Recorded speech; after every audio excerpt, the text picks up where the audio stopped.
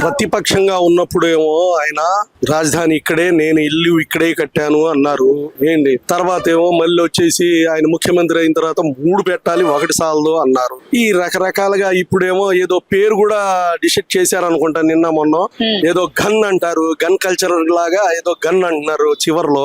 ఇది రకరకాలుగా ఇలా మాట్లాడకూడదు. ఇలా చిన్న చిన్న విషయాలు ఇలా చిల్లరగా మాట్లాడకూడదు.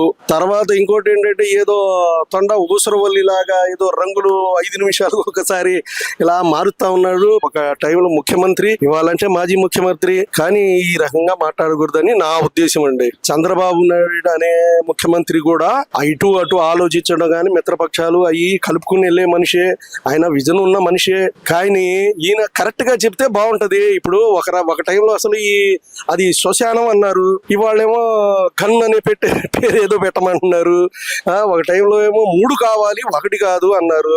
ఒకటేమో 34,000 ఎకరాలు సాలదు ఇంకా కావాలి అని కూడా అన్నారు.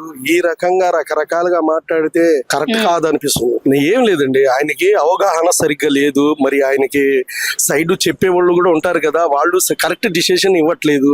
ప్రతిదీ ఆయన పగలగొట్టటాలు ఈ వ్యవహారంగానే చేస్తున్నారు. అది ఆయన కూడా ఒకసారి ఆలోచించుకోవాలి. నేను పాత వీడియోలు తెప్పించుకొని ఆ టైంలో నేనేం మాట్లాడాను, ఇప్పుడు ఏం జరుగుతుంది, ఇప్పుడు నేనేం మాట్లాడుతున్నాను అన్నది ఫైనల్ గా ఆయన ఆలోచించుకొని, ఆల్రెడీ ఆయన 11 సీట్లకి దిగిపోయారంటే ఎందుకు దిగాము అనేది ఎవరో ఒకరు కడుతున్నారు.